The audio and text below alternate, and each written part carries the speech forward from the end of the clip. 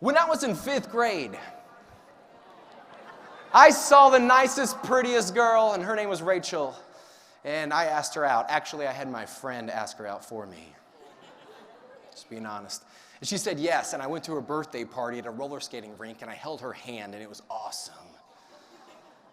And then I broke up with her. Not at the birthday party, it was afterwards. But okay, let me explain. I didn't break up with her. I had my friend break up with her for me. I know. But listen, we went to middle school, and I had to keep my options open. And we went our own ways, and she got over me, and then I went to high school. I moved away, 3 hours away, and I came back to high school, and I saw some of my old friends, and I saw Rachel. And I was like, dang, what was I thinking? And I was like, hey, girl, how you doing? Remember me? She's like, yeah, I don't want to talk to you. But if something's worth it, it's worth working for it. So I started working for it. I was like, come on, I'm sorry. I was in 5th grade. I was immature. I didn't know what was important in my life. And you know what? Finally, she gave me a chance. We were in college, and we started going out. And we lived 3 hours apart, but I would go drive to see her because if it's worth it, it's worth working for it.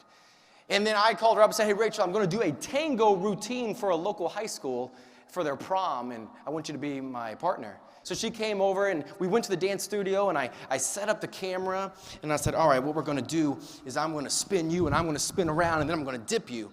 And when I dipped her, I was on one knee. And I said, Rachel, will you marry me? And she said, oh my gosh, yes, sir! Just like that. And now she owns it. Literally, the ring, she does own it. But so you got to take risks. You do. She could have said, yeah, I don't want to talk to you. And I could have been like, okay, fine. I could have given up right then and there. But guys, sometimes you will get a no. Sometimes you will get a not now. And you just got to keep growing. You got to keep getting better. You have to own it. So if you look at the screen, this is me and Rachel in 5th grade. This is us now.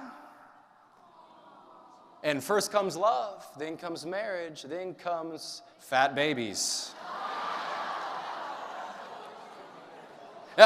Lawson is my 4-year-old, and Weston was 3 months old in this picture, and he's crushing my 4-year-old. Guys, it can be tough. It can be tough being human. Let me explain. My 4-year-old, he teases me. I tuck him into bed, true story. I tucked him into bed one night, and I look at him, and I say, Lawson, I love you, buddy.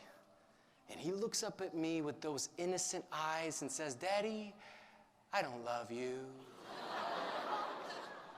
You know where he got that from? His mama. Let me tell you about her. So Rachel, true story, I'm putting away my clothes in the bedroom. I come out and I say, good enough. She looks at me and says, oh, that's what I thought when I met you. I was like, that's good. That's good. All right, fair enough. That's good.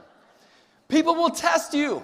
They'll test your foundation. Life will test you. And you got to have something there that is strong enough to withstand.